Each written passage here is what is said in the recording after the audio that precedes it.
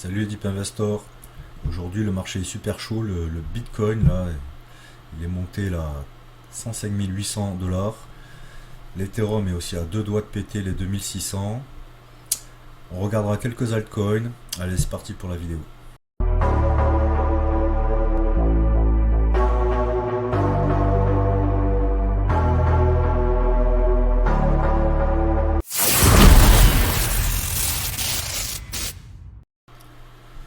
Alors, déjà nous avons clôturé sur le Bitcoin avec une magnifique bougie en weekly qui nous ramène sur la borne haute de ce gros range là qu'on avait quitté en mars 2025. On l'a fortement et rapidement réintégré. Maintenant, tout le job va être de breaker à la hausse cette semaine. Ça serait parfait cette semaine. Les 105 000 dollars et aller chercher l'ATH en clôture au-dessus des 108 300. Donc on a eu un petit pump là il y a quelques heures. On s'est fait rejeter, donc attention quand même parce que le Bitcoin a fortement pumpé, donc on ne sait pas si les professionnels vont chercher un peu à liquider tous ceux qui sont à effet de levier, donc on pourrait peut-être avoir une petite baisse. On va zoomer en daily. Donc, comme tu le vois aujourd'hui, le petit pump de ce matin, on allait chercher les 105 819. On reste toujours bien collé dans la bande supérieure de ce range, petit range, la résistance. Donc est-ce qu'il nous pump là aujourd'hui? On va voir, on va zoomer encore, on va se mettre en 4 heures, que ça soit plus lisible. En 4 heures, comme tu vois quand même, on a les bandes de Bollinger qui se contractent. Donc là, potentiellement, si on reste comme ça encore en attendant l'ouverture des US, si on reste là-dedans, et si le marché US part fortement à la hausse, alors à l'instant T sur les futurs, sur le marché US, le Dow Jones devrait ouvrir à la hausse, mais bon, c'est pas encore l'heure, donc tout peut bouger entre temps. Mais voilà, ça serait bien qu'on reste sur ces niveaux-là, dans la borne haute de ce gros range, et qu'on arrive en fait à les breaker avec un marché traditionnel, le Dow Jones, le Nasdaq qui pète à la hausse, et là le Bitcoin pètera à la hausse. Donc c'est pas encore fait, mais on est très proche d'un gros move. Si on regarde là, cet indicateur, le Shop Zone en 4 heures, il est toujours haussier. On va regarder aussi le RSI en 4 heures. Hop. Le RSI, voilà, il est toujours au-dessus des 50. Il est par contre sous sa moyenne mobile. Mais voilà, si on pump, on pourrait repartir en mode surachat. Ça nous permettrait bien sûr d'aller bien plus haut, aller chercher peut-être les 108 000. Alors est-ce que ça se fait aujourd'hui? Je sais pas. En tout cas dans la semaine ça serait parfait.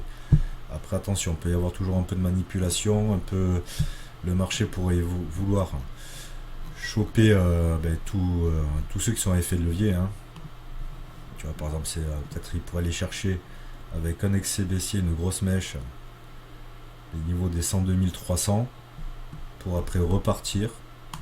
C'est possible, donc attention, parce que si tu regardes bien en 4 heures, on a les bandes de Bollinger et la bande inférieure est à 102 500. Et la supérieure, il faudrait la briquer, elle est à l'instant T à 104 968. Donc pour l'instant, on est très bien orienté. De toute façon, si tu es holder de Bitcoin, tu es tranquille. Mais ça pourrait bientôt bouger. Regarde-moi cette mèche là. Là, il y a eu quand même pas mal de. Peut-être on est allé chercher toutes les liquidités qui étaient ici. On a déclenché ceux qui étaient à effet de levier à la hausse. On revient dessous. Donc est-ce qu'on tient, est-ce qu'on repart? À voir. Mais bon, voilà. Si on rajoute niveau indicateur en 1 heure, le Shop Zone que j'aime bien, on est toujours dans le bleu turquoise. Donc là, ça veut dire que les acheteurs ont la main. On s'est fait quelques frayeurs, tu vois, quand même parfois il vacille un peu à 1 heure, mais bon c'est normal, à 1 heure c'est un peu plus volatile, mais à l'instant T, les acheteurs ont toujours la main, donc ça c'est plutôt positif. Il va falloir absolument que les marchés US ouvrent à la hausse et qu'ils fassent pas, est-ce qu'ils devraient ouvrir à la hausse avec un gap. Donc s'ils veulent combler le gap, potentiellement ça pourrait faire baisser le Bitcoin, mais bon, on verra bien.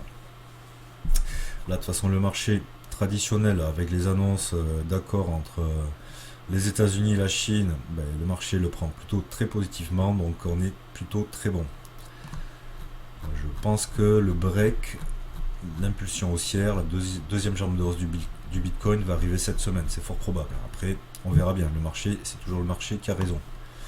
Bon, maintenant on va voir l'Ethereum à 2559 à l'instant T. Pareil, l'Ethereum il est magnifique. Regarde ce qui s'est passé la semaine dernière. Voilà, magnifique bougie la semaine dernière. Énorme bougie haussière.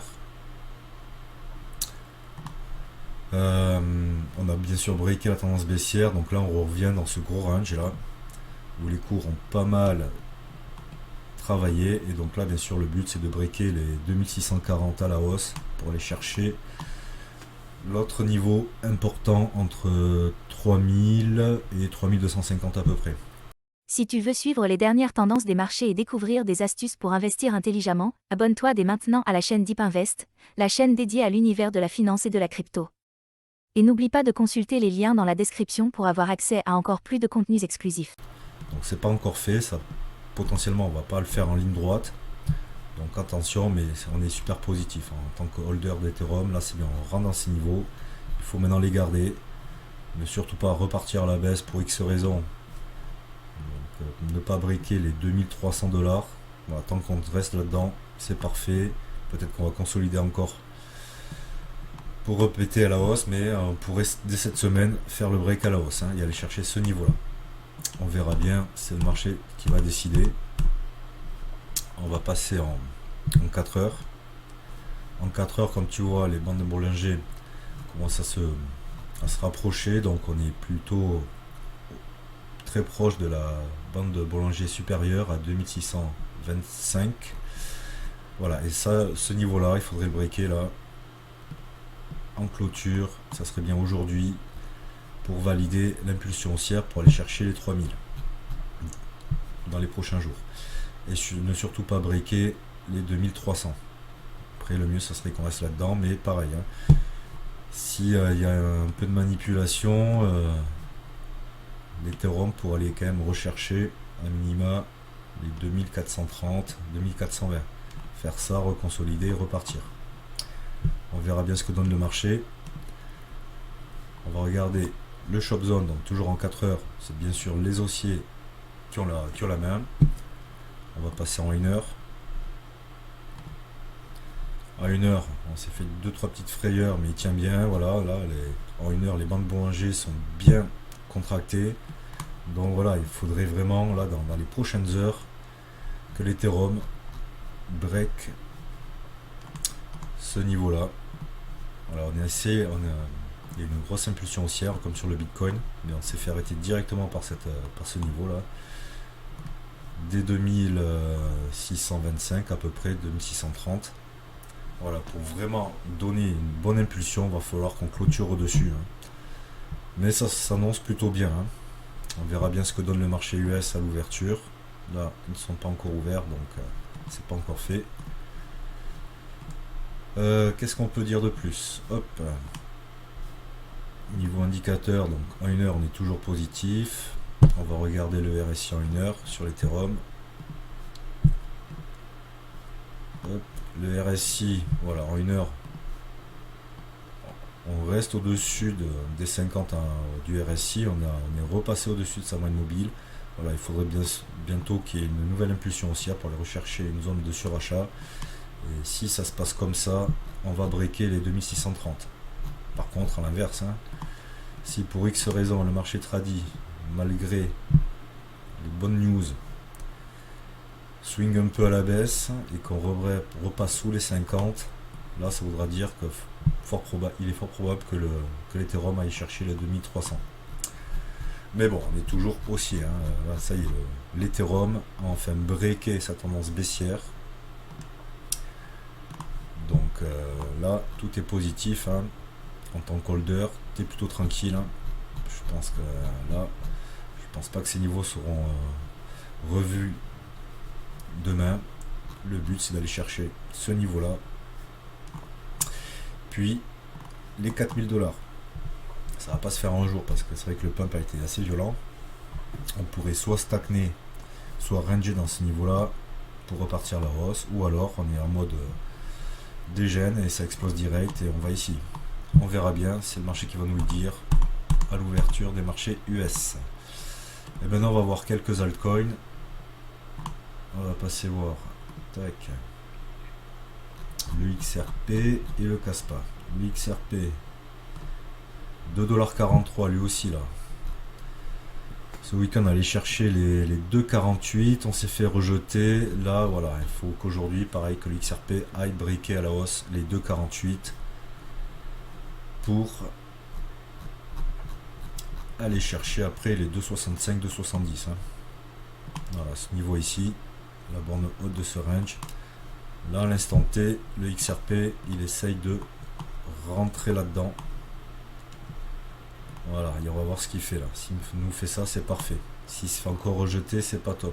Il reviendra sûrement chercher ces niveaux-là, les 2,20, un peu au-dessus. Voilà, mais bon, moi, ce que j'espère, c'est ça. C'est qu'on rentre là-dedans, on stabilise un peu et on part à la hausse pour aller chercher après les 3$. Donc, très bien orienté pour le XRP, tout se passe bien.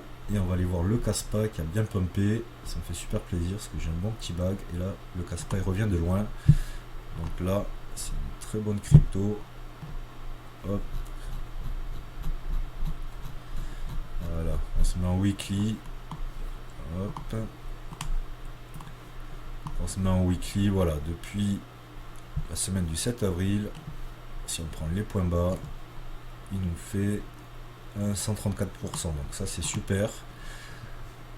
Il a breaké à la hausse ce niveau de support qui était moyen terme, qu'on avait breaké,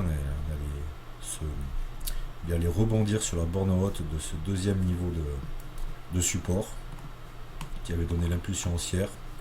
Donc là c'est parfait, maintenant il faut qu'il reste au-dessus de ce niveau là, au-dessus des 0,113 pour aller peut-être rechercher la borne haute en weekly des bandes de Bollinger, mais c'est très positif. Et bien sûr, le but, c'est d'aller rechercher l'ATH qui se trouve aux 20 centimes. Bien sûr, on va peut-être pas y aller aussi en ligne droite. Mais bon, si on zoome en 4 heures, voilà, c'est magnifique. Bon, là, tu vois qu'en 4 heures, commence à y avoir des prises de profit. Tu vois, là, ça annoncerait peut-être un retour par ici. Donc, ça voudrait dire potentiellement qu'il y aurait une petite baisse sur les cryptos, peut-être sur le Bitcoin, pour après repartir à la hausse au cours de la journée. On verra bien. Mais le Kaspa est très bien orienté. Si on regarde un peu les indicateurs, Shop Zone, tac. Ah oui, hop. Le RSI, bien sûr, on est en surachat en 4 heures, mais il peut y rester. Donc ça serait bien qu'il latéralise au lieu de repartir à la baisse, on verra bien. Et sinon, si on regarde le Shop Zone, indicateur que j'aime bien, voilà, en 4 heures, voilà, on est aussi en 4 heures, on est dans le bleu turquoise, c'est parfait. Et si on passe en 1 heure, aussi, on se fait 2-3 petites frayeurs sur ces niveaux-là, au niveau des 0,107. Mais tout se passe bien pour le Kaspa, si tu en as, ben, tu peux les garder, parce que pour moi, on va aller chercher, bien sûr, l'ATH au niveau des 20 centimes. Et pour moi, pour ce bull run, j'ai une bonne target. Ça serait plus au niveau des 2$ que des 20 centimes. Donc là, il y a encore du potentiel. Il y aurait un x20 à faire sur le Kaspa. Après, j'ai pas de boule de cristal. Comme conseil financier, moi j'en ai. C'est mon objectif. Après, on verra bien ce que donne le marché. Voilà. Si tu as aimé la vidéo, pense à t'abonner et je te dis ciao.